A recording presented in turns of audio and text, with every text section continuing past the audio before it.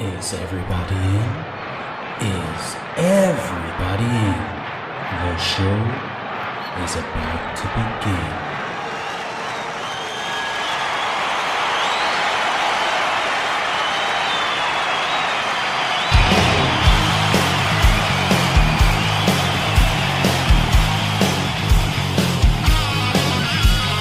Welcome to the podcast, concerts that made us, interviews and stories, tales from the bus. We love taking you back to when it all went down. The greatest live shows and the cheering crowd sound. It's concerts that made us, concertsthatmadeus.com.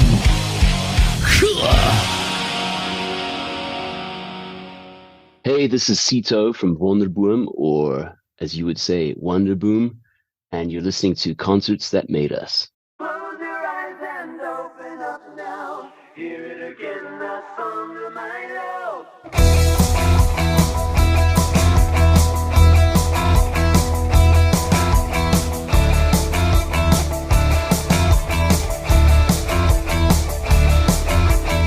You got the knives out, target in your eye now. One in the front, two in the back. Sitting in the waiting room and I'm still here. Eyes are wide, ready to next attack. I'm gone, so gone, I'm out of here. So long, love turned to fear. You've always known better than me. You always have, you'll always be. Kiss me now, kill me later. Mr. Leader, should've seen her. You should've seen her. Kiss me now, kill me later. Mr. Leader, unbeliever, my soul dealer.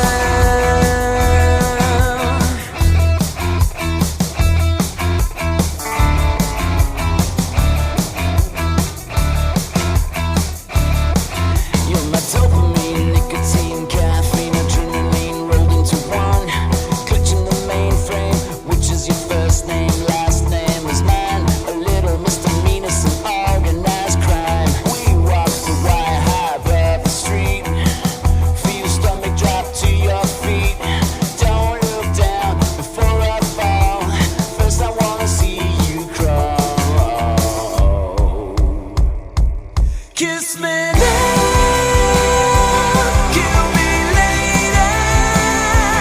Mr. Leader, should've seen her. You should've seen her. Kiss me now, kill me later. Mr. Leader, unbeliever, my soul dealer.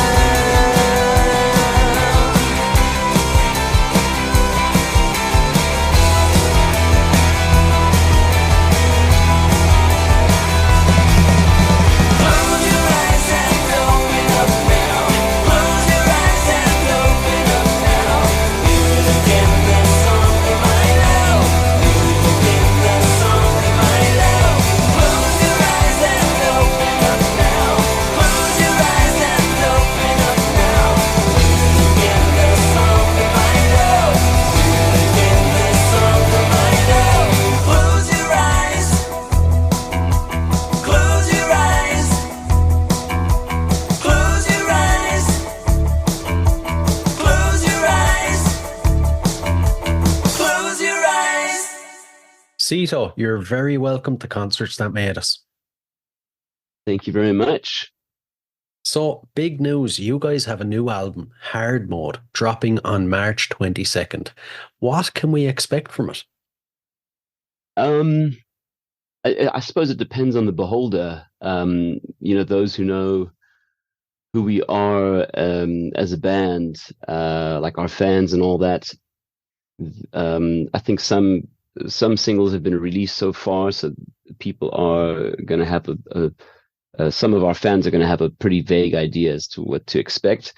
But then there's, in true Wonderboom style, it's going to be another eclectic album where not one song is the same as the other. So there will be some surprises in store. and us just being a little bit more creative and pushing the envelope a little bit more for ourselves creatively. But yeah, it's hard to preempt what people can expect with regards to hard mode, and especially if you don't know who we are, and I assume a lot of your audience don't know who we are. We're a South African band that's been going for like 28 years. We're celebrating our 28th year this year, and rock is our sort of core sound, but because of the people that we are in the band, our styles, subgenres, we've dabbled in different kind of subgenres, from punk to funk to hip hop and South African urban sort of dance style called kwaito. But yeah, with this album, it's going to be eclectic. We have a sort of self-deprecating in-joke about being schizophrenic with our style. So Right. yeah, we'll see. Right. I've actually had Martin on in the past when he was doing I'm with the Singer, so a good few of my listeners will be familiar with Wonderboom. But Okay. as you mentioned, you've dropped some singles already. You released Deadly yesterday, and a couple of weeks back, Misdemeanor. Now, Misdemeanor is one hell of a banger. I have to ask, where did the inspiration come from? It was you just wanted to write a song that was a floor filler, or was there more to it? Yeah, I think Martin and I are the sort of songwriters in the band, and over the past sort of 5 to 10 years, we've been really digging deep as to what we personally would dig to hear on a dance floor. I always also have like my wife in mind, because we kind of hit it off in an alternative club that we used to go to a lot, and I always think about her. What would she dance to? You know, with a strobe light going and a dingy, dark sort of club dance floor. And Misdemeanor just screams those influences for me. You know, it's a cool riff that Martin developed, and when we workshopped the song together and did all our pre-production, we were just like, let's just go there, you know. So between the femme fatale kind of concept in the lyrics to the sort of kraut surf style verses and explosive choruses, it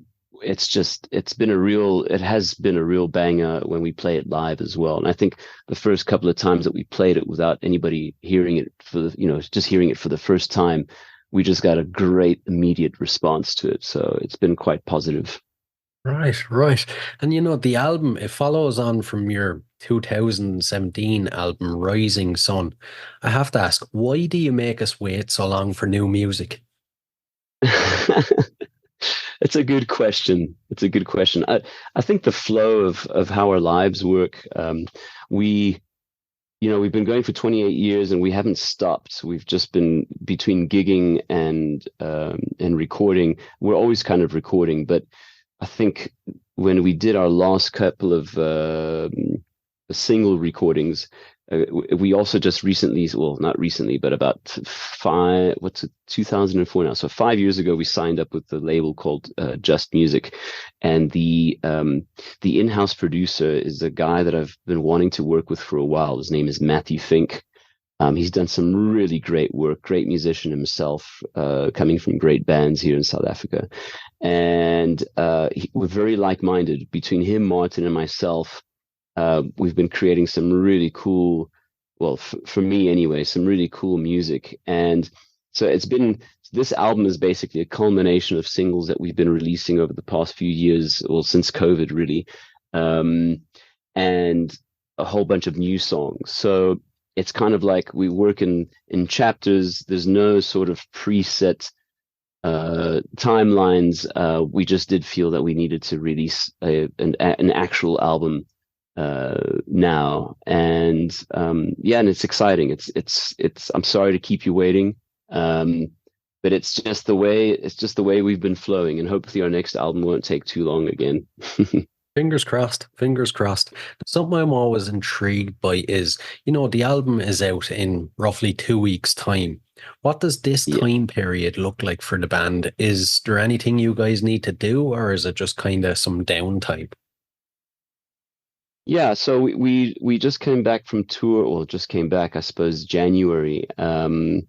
Uh, we finished touring at the second week of January, and we've decided to hold off on gigs until we release the album so that we can focus all of our energy and take care of all the other stuff, like interviews with great podcasters like yourself, and doing publicity and putting together videos. So yeah, we released Deadly, the single, officially today on Friday, the 8th, and we've got a new music video. So we've been shooting music video content and just getting all our ducks in a row. A couple of us have got other side projects, so our side projects have been keeping us busy as well within the gap of January and now the end of March, where we kick off a nationwide tour around South Africa. So yeah, that's where we're at, sort of psychologically and strategically. It's just holding back, and we'd like to give the new sort of set some love, obviously, with a lot of the new material, a lot of the new songs. So that's exciting, and yeah, that's where we're at the moment. Right, I see. Now, a bit of an interesting one for you. Your die-hard fans, what do you think they're going to absolutely love about this album? I think they're going to love the variety. I mean, it's typical. Again, as I said, it's a typical Wonderboom eclectic album, but the styles in which we delve in are quite fresh for us. They might not be groundbreaking for sort of the progressive indie market or whatever. But yeah, I think for us, for the fans, I think they're gonna enjoy the freshness of it, and the sincerity of some of the songs, the cheekiness or the nerve of some of the other songs. I think there's going to be no dull moments from beginning to end for our fans. Mm. Yeah. And as you mentioned, you've been a band for 28 years. Does it get easier? I mean, can you guys walk into the studio almost on autopilot now and just bang it out? No. Right. I think when you look at how long we've been going, how old we are individually, it's, I don't know. I think there's lots of preparation before we go into the studio to record anyway. I mean, if we want to get technical about it, or if we want to be honest about it. So there's different sort of stages that we go through with regards to getting the song out. And we've learned that doing, from the songwriting to workshopping the songs themselves, and then doing pre-production, what we call pre-production work in our individual studios, and getting the songs to a point where we think we're ready to present to the band, and then we workshop it with the band, and then we try them out live, just to get that sort of, because we're essentially a live band. So when we try it out live, we get a bit of feedback from that as well. So by the time we get into the studio, we've done a lot of the work. But then once we've recorded, then it's like another 50% of the work gets done with the songs themselves, and then we have more fun. We get experimental. We play around with different source recordings, from digital to organic acoustic instruments. This album even features, dare I say, a whistling motif from yours truly, which I've always kind of teased with. But anyway, we actually went ahead and did it. So there's lots of fun. I enjoy every single process. Martin does as well. And I think when you it maybe to the sort of uneducated or common listener, you won't really pick up those details, but I think it's those details that make the songs sort of stand out a bit and special and give some kind of depth to them. So yeah, going into the studio, when we go into the studio, we kind of know what we're doing, but a lot of work is done before that. I getcha. I getcha. Now, you mentioned that you're going on a nationwide tour. It's I know it's a bit of a silly question, but us fans over at this side of the world, is there any chance of us seeing it live? Is there any plans down the pipeline of maybe touring other nations? It's been a dream of us to go to Ireland. For me personally, especially, I have so many of my favorite bands that come from your neck of the woods, and we've only gone as far as England and Wales, on that side of the world a couple of times. Being at the southern tip of Africa, as much as it is blissfully great being isolated from the rest of the chaos of the world. Right.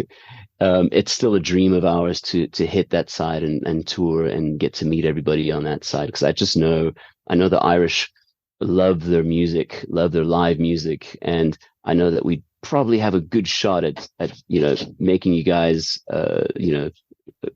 I don't know, I suppose listen to us or appreciate where we're coming from and our love for music. But it's just at the moment there's nothing set in stone. We are hoping that we'll get some interest with regards to the singles that we're releasing, because I think that's the thing. Like it's one thing to go over when you're in your 20s and you've got no sort of obligations or ties back at home, and just going and just taking a chance. And I would love to do that, just go and take a chance for a few months and just and build up an audience from scratch. But I think it'll help having some kind of love or interest, from songs to videos or anything like that. I suppose playlists also help on the different streaming platforms. So it's definitely a desire of ours. And if there's any festivals or if there's any kind of opportunities, we're there. We've gone to China, we've gone to different African countries, neighboring countries, and of course, as I mentioned, the UK. But if you book us, we will come, as the great Wayne from Wayne's World once said. I like it. I like it.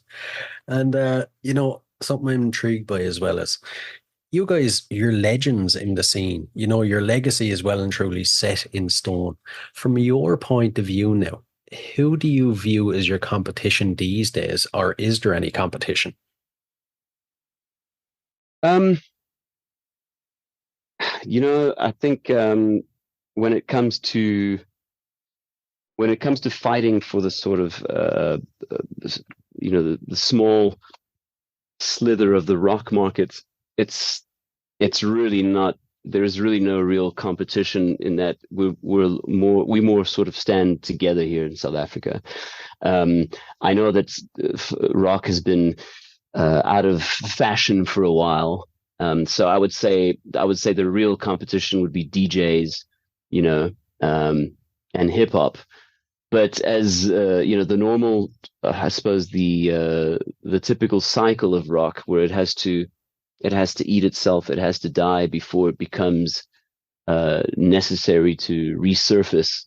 I think we're going to be, when you catch that wave of the rock resurgence, then it's pretty cool.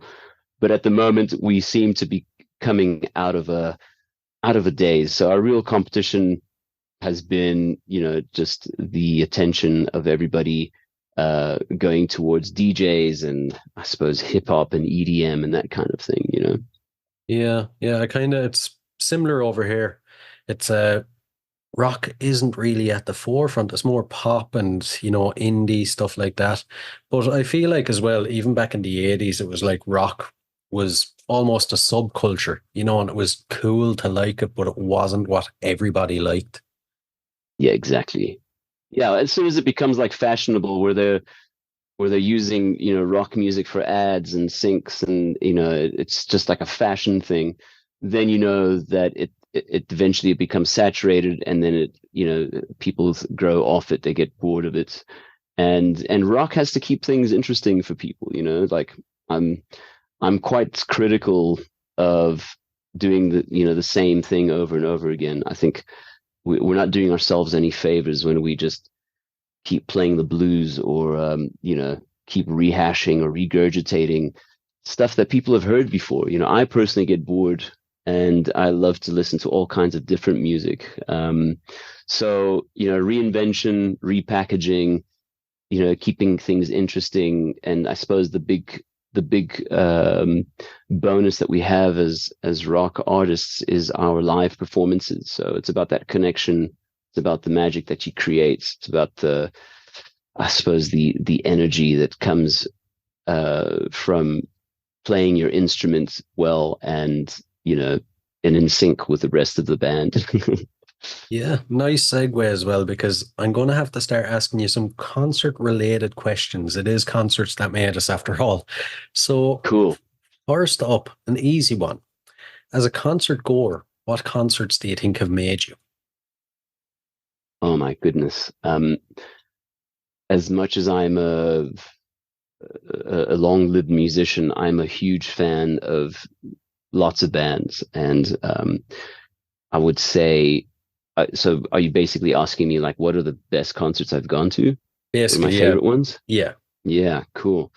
So, South Africa is quite deprived of, it's not as well visited as the Northern Hemisphere with regards to all the big bands. One of my bucket list bands I want to see live is Radiohead. I'm a huge Radiohead fan. But I've had the privilege of seeing U2 a couple of times out here in South Africa. They were a huge influence on me, so definitely in my top five. My top two live concerts have to be Depeche Mode during the devotional tour. Right. That was really, really beautiful. It really blew me away. And Massive Attack when they did their mezzanine tour. Completely bowled over by that, but then so then The Cure, fantastic. I was just in tears for like most of the sets. They were out here I think in 2019 or something like that, and then I really enjoyed the Pixies. So those are my top five. Prodigy, of course. Prodigy were. I'm also a sort of closet electronica fan. So Right. and Prodigy were just a wonderful are just a wonderful combination of when you see them live, with Liam Howlett behind the decks and samplers and everything else, but then he's got the band going, and of course Maxim and the late great Keith. What a great live experience, just like nonstop hopping from beginning to end. It's like the most fulfilling, cathartic experience for me. So between Depeche Mode, Massive Attack, and Prodigy, those are my top three. I like it. I like it. And for any listeners that haven't caught one of your shows now, what can they expect? Lay it all out first. All right. Well, although it might not seem like it, we are completely unrehearsed choreography wise, but musically, because we've been playing for so long, we are regarded as one organism. So it's quite fluid. Every sort of every show that we do is different to the last one that we do, just for numerous reasons. Just living in the moment, and the crowd makes a huge difference to that. So depending on where we're playing and who we're playing to and what kind of set list we put together, it can be different every time. but there's always lots of energy, lots of connection, lots of vulnerability, and just yeah, some magic happens when we perform live. Um, and I know that just from the feedback that I get from the crowd, it's almost like we are we are living what our crowd would love to be doing on stage for them, Yeah. So yeah, and it's an honor and a privilege to do, and especially at this stage of our careers, in the stage of my life, to be getting on stage and shaking my tush is still, I still get quite a kick out of it. I'm not bored yet. Good to hear. Good to hear. How do your shows nowadays then hold up to say 15, 20 years ago, energy wise, sound wise? Yeah, about 20 years ago, I felt like maybe just looking back, there was a lot more focus on the on the show and the energy that we give, to the detriment of our actual playing, our performance of our instruments. Right. And now it's like second nature to us, our performance. So we're a lot tighter. A lot of people say you sound like the CD, um, which could be a bad thing if you kind of flat or whatever, because it could be quite sort of sterile or whatever. But the live thing is still there. The energy is still there. So compared to 15, 20 years ago, we play a lot better. We're a lot more consistent. My voice holds out a lot better. I'm a little bit more disciplined now. I'm not as abusive as I was in my 20s, where I would not warm up. And so there's little things like that, where people appreciate the effort, but when you listen back to the recordings, you're like, ooh.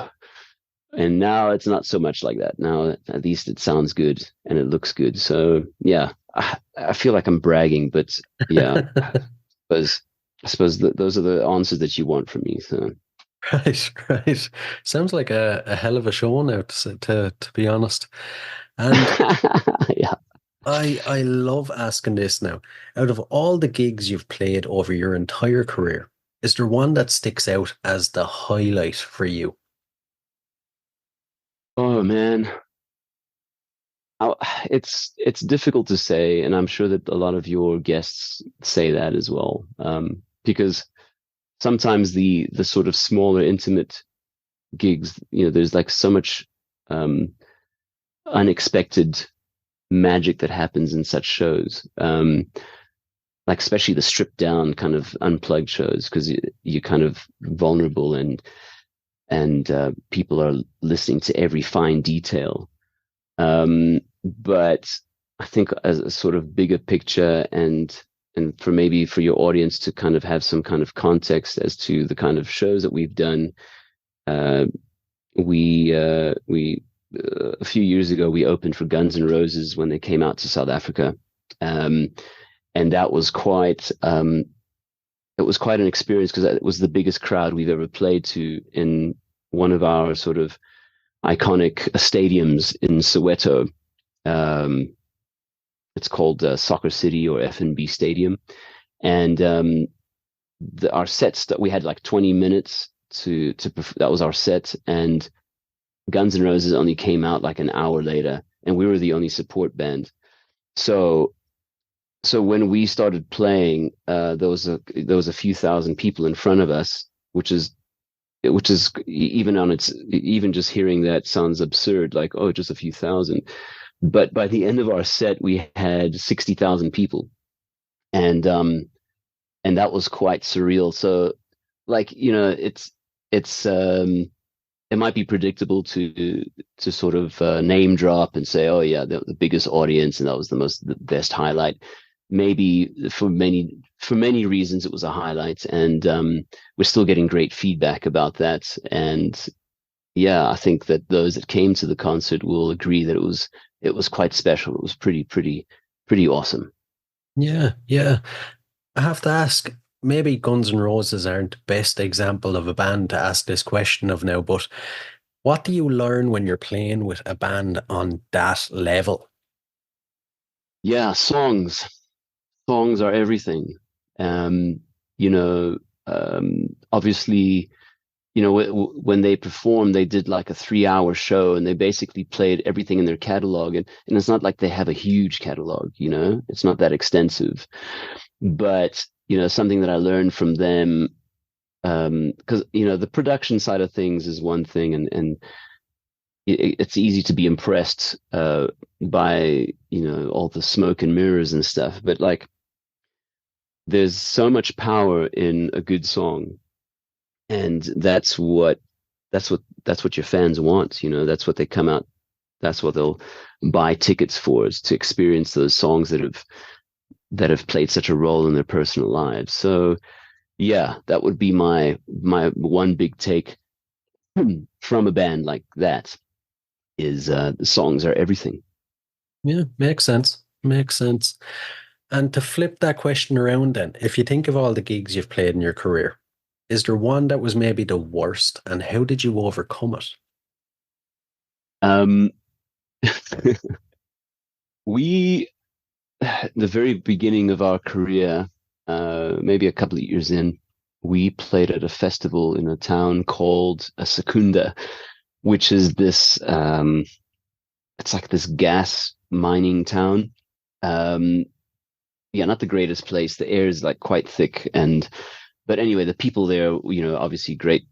You know, they love their music. They're a bit deprived there, and it was the middle of winter. We arrived for this festival, which was it was a once-off festival, and by the time we hit the stage, it was so cold that everybody left.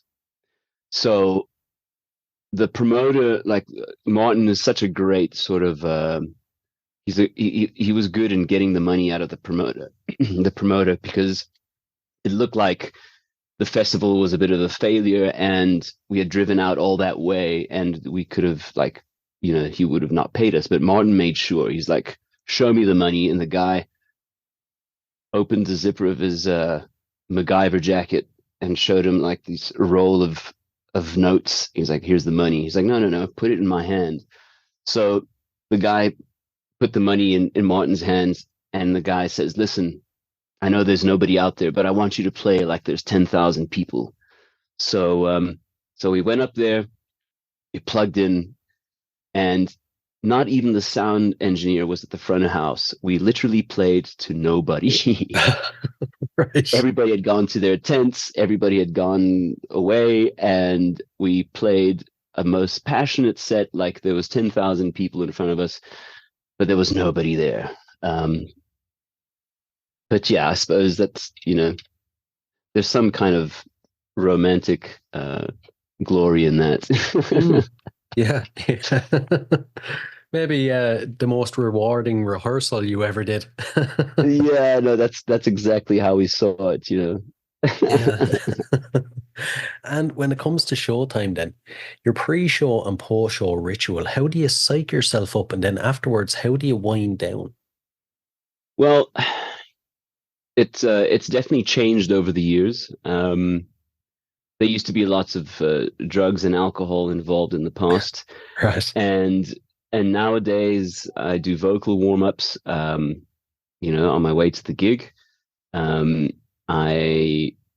I behave myself so that I'm in top form, and yeah, we try not to integrate too much with the crowd until we perform, so that we're focused and we can give our best show.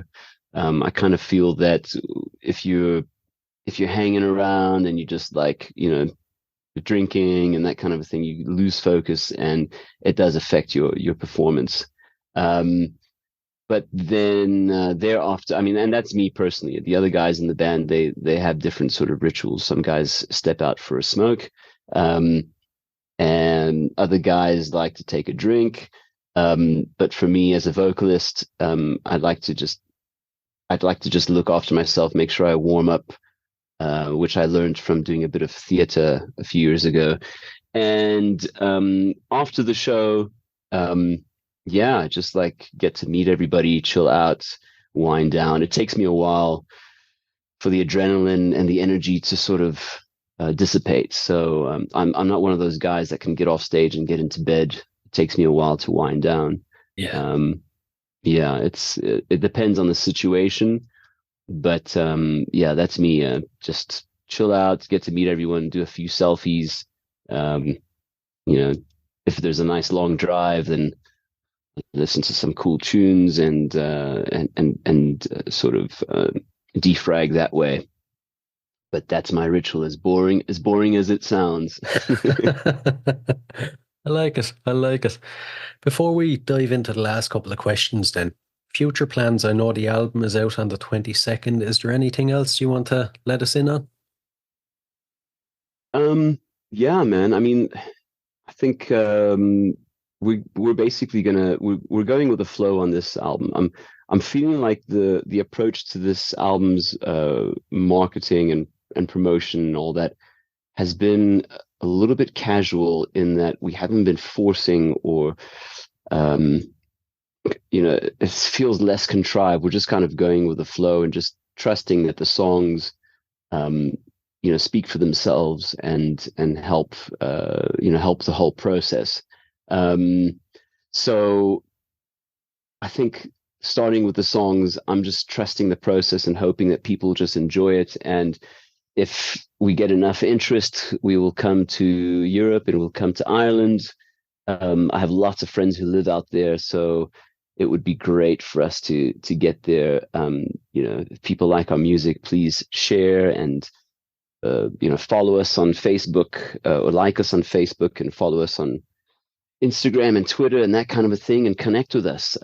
We'd love to get out beyond the borders of deepest, darkest Africa and share the love. So yeah, at the moment, that's just what we're doing. We're going to be releasing a couple more singles with videos, so we can look out for that. The Deadly video is going to be out. Hopefully, the director's busy working on it now. So it might be out this weekend even, but look out for it. And yeah, just connect with us and we'll connect with you. Brilliant, brilliant. We, no matter what it takes, we have to get you to even get back to the UK or, mainland Europe, if not Ireland. Ah, that'll be awesome.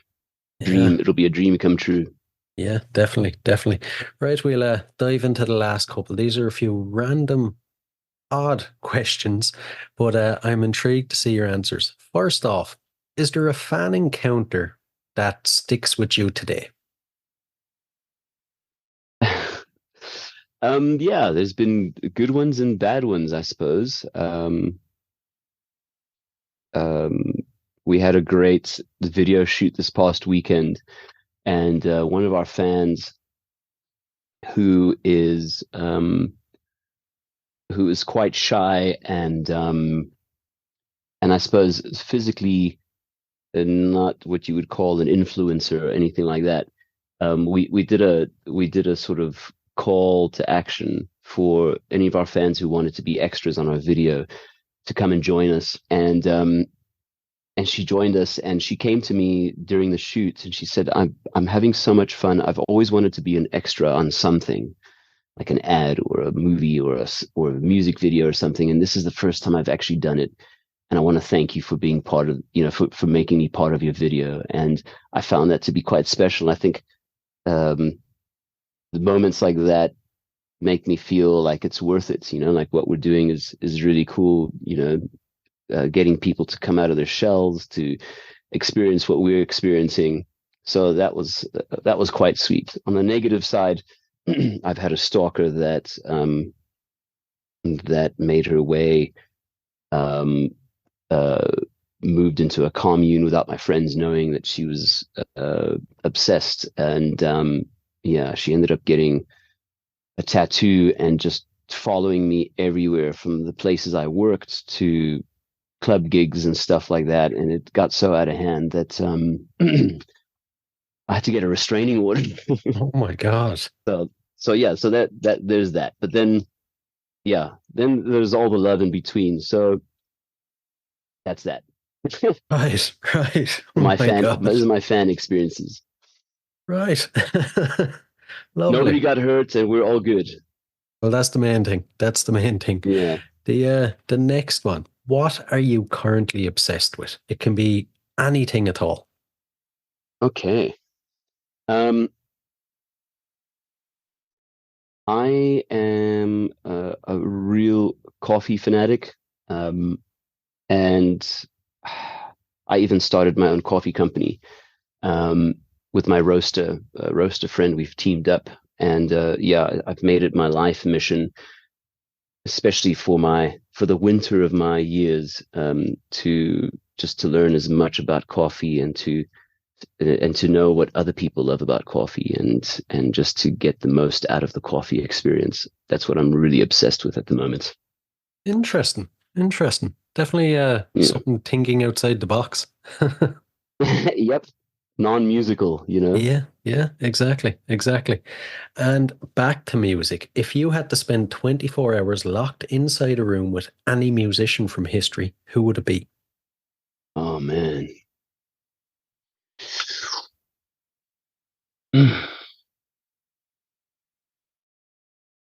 That's a fascinating question because yeah, there's just so many. I would love to hang out with Tom York and with Nick Cave, but I would have to see what I feel like on the day, you know, which side of my bed I would wake up to. I'm really obsessed with both of them. So yeah. Can I choose? Do I have to choose one? No, you can have the two of them. Could leave it at that. Cool. Yeah, interesting choice. I feel like with the two of them, it could either be a really good time or a really bad time, depending what moods they were in. I've had this two dreams, imposter syndrome dreams, about Nick Cave, where I'm suddenly playing in his band as he toured South Africa, and I'd organized this tour, and it was like a university tour or something random like that, and I managed to talk him into letting me play in the bad seeds, and I was just fucking up everything, and at the end of the show, and we all did like a bit of a curtain call, and he looked at me, and I'm all dressed in like a suit and everything. He's like, he looks at me and he goes, "Well, at least you're dressed well." And that's how my dream ended. Right. So yeah, so I know what you mean about it ending badly or going badly. Yeah. You need to like dive into that dream and see what the meaning behind it is. I know. Yeah, I might get scared. I'll speak to my psychologist about it. And the final one. So, what is your go-to album? Oh man.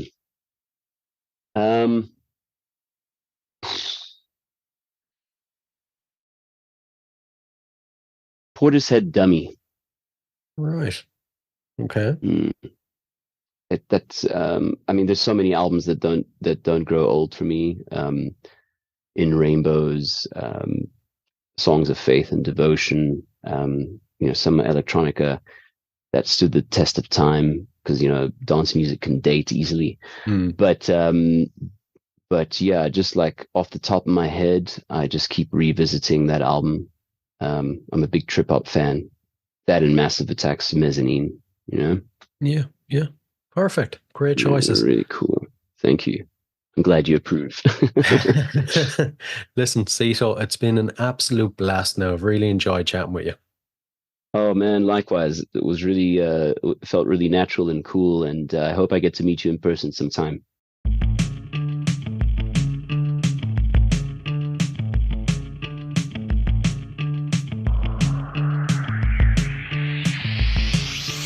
God, he didn't warn me. Devil didn't care.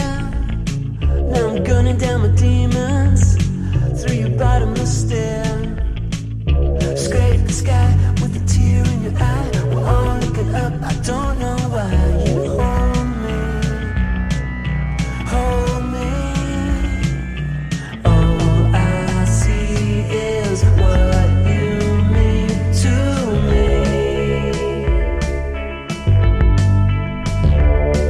This price of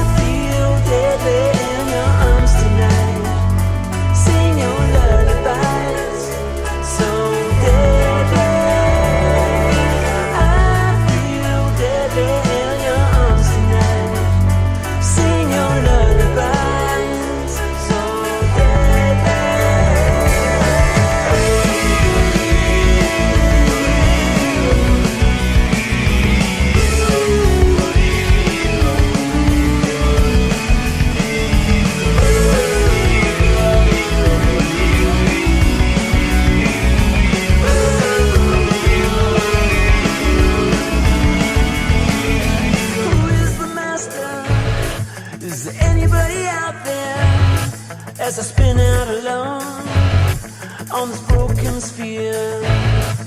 My heart's in one place, head's being pulled. I was born in the mouth of a wolf. You can hold me, hold me. All I see is what you mean to me. This price of love has brought me to my knees.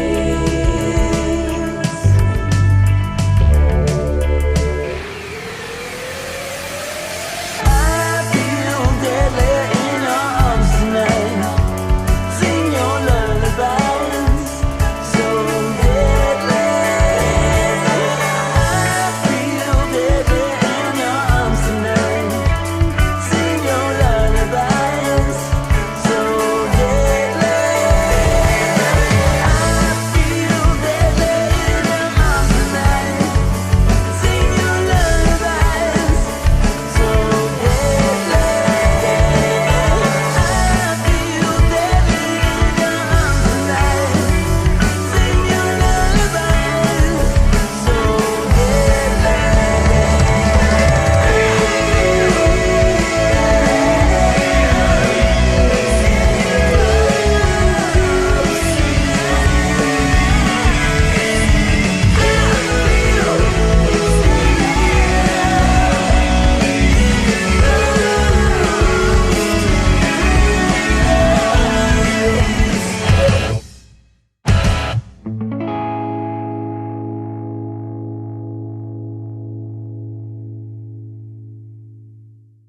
Hey guys, I really hope you enjoyed this episode. If you did, please rate and review us on iTunes and Spotify. And if you're interested in signing up to Band Builder Academy, use the link in the show notes below and enter the code CONCERTS and you'll receive 10% off. So, until next time, keep rocking.